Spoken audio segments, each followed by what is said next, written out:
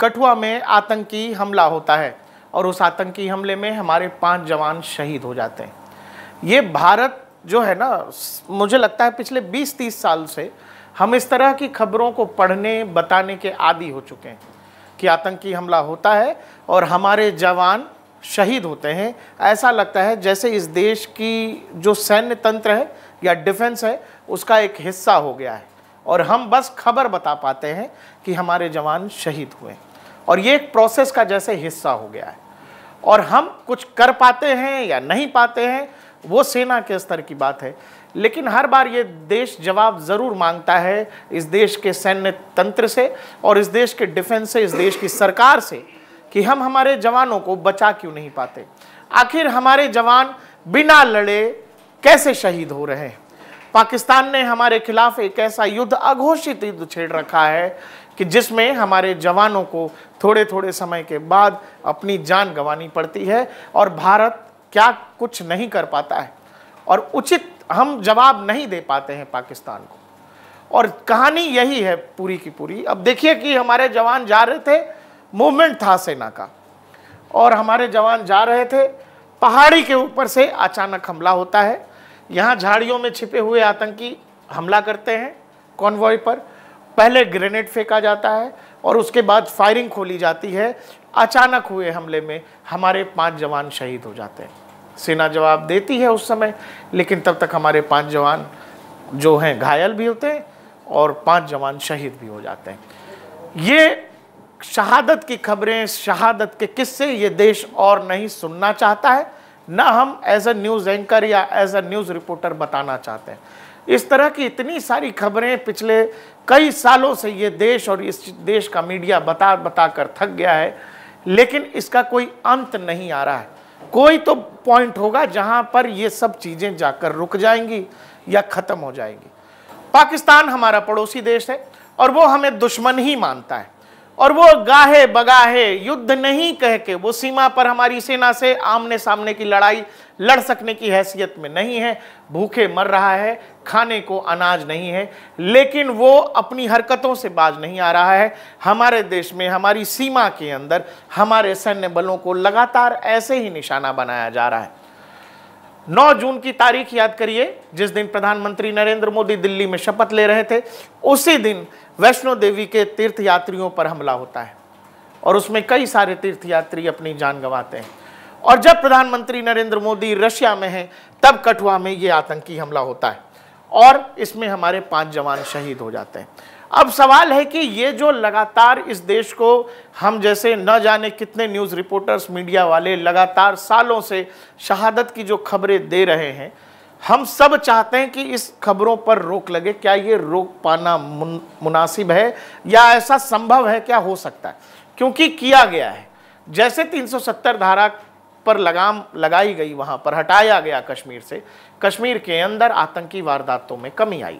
कमी ही नहीं, जबरदस्त कमी आई। स्टोन पेल्टिंग की घटनाएं 0% तक हो गई। लेकिन अब जो चिंता का विषय है, अब घाटी से अलग जम्मू रीजन में ये आतंकी वारदात हो रहे हैं। मतलब वो हिस्सा घाटी का, जम्मू कश्मीर का वो हिस्सा जो एक तरह से आतंक फ्री हो गया था, आतंक से मुक्त हो गया था, अब उस रीजन में हमारे सैन्य बलों को निशाना बनाया जा रहा है, आम लोगों को निशाना बनाया जा रहा है। वो चाहे रईसी वाली घटना हो या फिर कठुआ वाली घटना हो, ये सब जम्मू रीजन में हो रहे हैं और घाटी के क्षेत्र में नहीं हो रहे। मतलब ऊपर का जो हिस्सा है घाटी का, उसमें ये सब नहीं हो रहा है। ये सब हो रहा है कहाँ? तो कठुआ में हो रहा है, जम्मू में हो रहा है, संबा में सुना होगा आपने, उधमपुर में सुना होगा, रईसी, रजौरी, पुंछ, इन सब इलाकों में हो रहा है। जबकि पहले जो हम आप कश्मीर से आती हुई आतंकी घटनाओं में सुनते थे तो क्या सुनते थे? श्रीनगर सुनते थे, अनंतनाग सुनते थे, कुलगाम, पुलवामा, शोपियां, बडगाम, गांदरबल, ये सब सुनते थे, बारामूला, कुपवाड़ा, ये सुनते थे।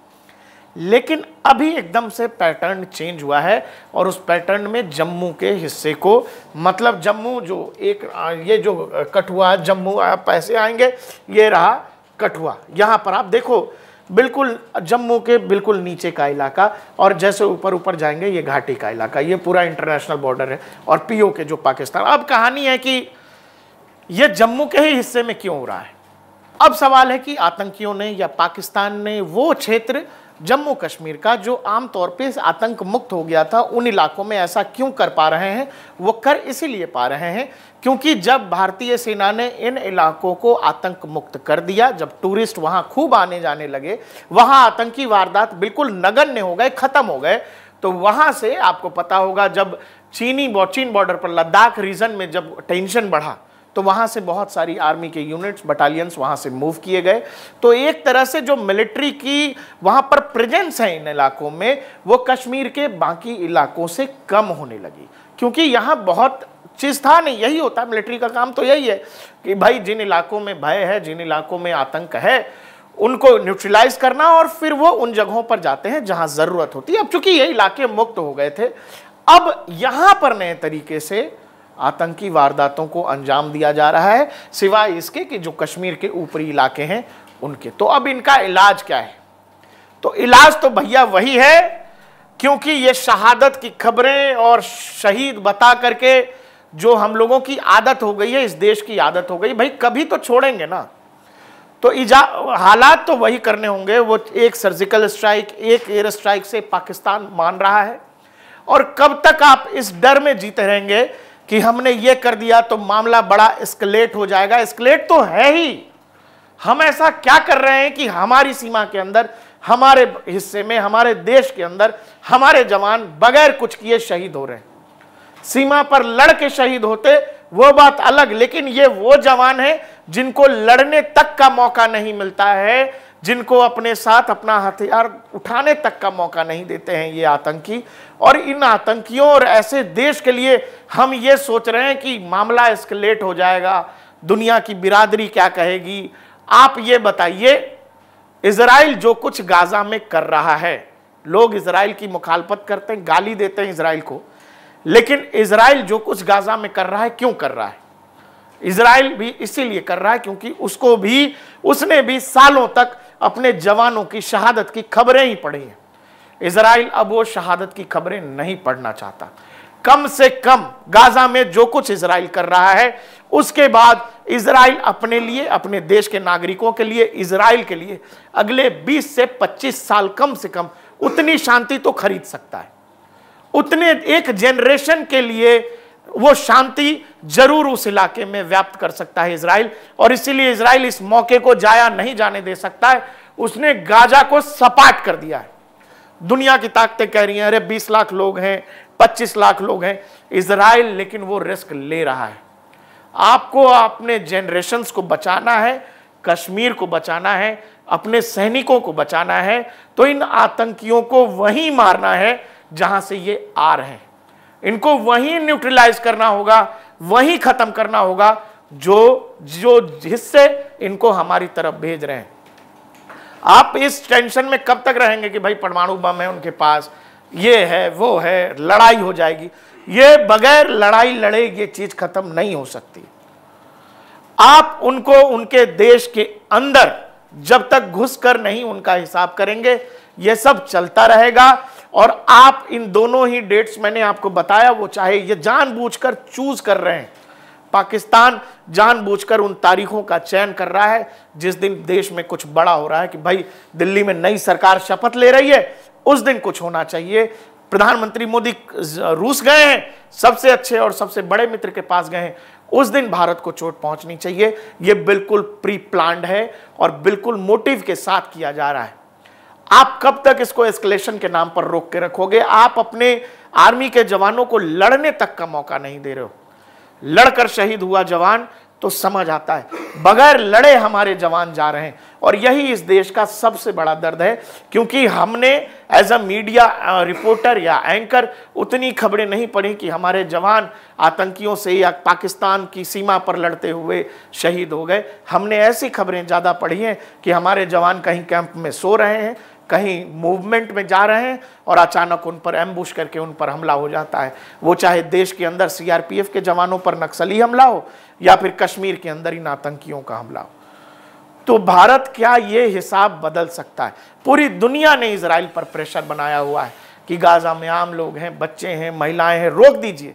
लेकिन इजराइल ये जानता है कि वो अगर इस मोह में पड़ेगा तो उसका अपना देश, अपनी जनरेशन खतरे में पड़ेगी। और इसीलिए कुछ लड़ाइयां जरूरी होती हैं और उनको लड़े बगैर आप नहीं टाल सकते, वो नहीं खत्म हो सकता। तो क्या भारत पीओके में कुछ करने की हैसियत रखता है? पीओके को तो आप कहते हो कि हमारा है, हमारा ही है, आपने बाकायदा संसद में रेजोल्यूशन पास किया हुआ है, तो आप कब पीओके के अंदर उन लॉन्च पैड्स पर सीधा हमला करोगे, उन लॉन्च पैड्स पर ऑपरेशन करोगे कि वो आतंकी वहां से चलकर आपके घर तक आते हैं, उनको रोका जा सके? क्या ये हिम्मत कर सकेंगे? क्योंकि ये नरेंद्र मोदी 3.0 की सबसे बड़ी चैलेंज यही है कि उनको भी पता है कि आपके देश में उनके समर्थक हैं और वो इसी बात का फायदा उठा रहे हैं। आप क्यों स्लीपर सेल्स को न्यूट्रलाइज नहीं कर रहे हो जम्मू कश्मीर के अंदर? वो स्लीपर सेल्स आज भी कैसे एक्टिव है? अगर इस रूट का इस्तेमाल आर्मी कर रही है तो ये किसको जानकारी होगी वहां पर? ये इन इलाकों तक आतंकियों को किन रास्तों से जाना है, ये कौन लेकर आया होगा? बताया जा रहा है कि वहां का लोकल गाइड प्रॉपर पूरे एरिया की रेकी हुई है। तो ये कौन लोग हैं? ये वही लोग हैं जो हमारे अपने ही लोग हैं। हमारे यहां दाना पानी सब चल रहा है, लेकिन गाना उनका गा रहे हैं। इसमें कुछ हमारे लोग अगर कोई शामिल है, कोई हमारे जैसा लोग शामिल हैं जो दूसरी साइड की मदद कर रहे हैं, उनके पर स्ट्रिक्ट एक्शन लेना पड़ेगा और हमें एक कार्रवाई करनी पड़ेगी। ये हो नहीं सकता कि हम लोग लोकल पुलिस को पता ना हो और ये बैठे हैं, ये हो नहीं सकता। हमारा जमावड़ा ट्रूप्स का और सीपीओस का कश्मीर की वादी में बहुत हमने अच्छे तक बढ़ा दिया है, जिसकी वजह से वहां पे इक्के दुक्के इंसिडेंट्स ही हो रहे हैं। टेररिज्म का तकरीबन जो है केंटवा दबा दिया गया है, कमर तोड़ दी गई। आपने जरूर वो ओवरग्राउंड जो वर्कर्स हैं कश्मीर के अंदर, उनको न्यूट्रलाइज करने की जरूरत है। वो किसी आतंकी से कम नहीं है। जो सीधा हमारे जवानों पर जो आतंकी गोली चला रहा है, वो आदमी जो उसको रास्ता दिखा रहा है, वो भी उतना ही गुनहगार है। तो क्या भारत पीओके में कुछ बड़ा एक्शन कर सकने की हैसियत रखता है, इतनी हिम्मत रखता है? भाई अगर नरेंद्र मोदी की सरकार, बीजेपी की सरकार, भाजपा सरकार, भारत की सरकार दुनिया में इस आफत में रूस में जाने की हिम्मत कर सकते हैं नरेंद्र मोदी, तो क्या नरेंद्र मोदी पाकिस्तान को सबक सिखाने की हिम्मत कर सकते हैं? क्योंकि आपको युद्ध की कीमत होती है, शांति की कीमत होती है, माफ करिएगा, शांति की कीमत होती है युद्ध। युद्ध से आप जब तक बचते रहोगे, आप एक लंबे समय के लिए अपने लिए शांति नहीं खरीद सकेंगे। और वो शांति खरीद तभी सकोगे जब आपको वो युद्ध लड़ना ही पड़ेगा। और क्या वो युद्ध लड़ने को आप तैयार हैं? क्योंकि इजराइल अपने लिए गाजा में जो कुछ कर रहा है, या वो जो लेबनान में करना चाहता है, वो अपनी कौम के लिए, अपने लोगों के लिए, इजराइल के लिए एक लंबे समय की शांति चाहता है। और वो शांति भारत को भी चाहिए कि हम आजादी के बाद से आज तक जम्मू कश्मीर के हिस्से में हमारे सैनिक यही झेल रहे हैं। किसी का बेटा, किसी का भाई, किसी का पति, किसी का चाचा, यूं ही बगैर लड़े। और उन परिवारों का सबसे बड़ा दर्द भी यही है कि हमारा बेटा, हमारा भाई बगैर लड़े ही शहीद हो जाता है।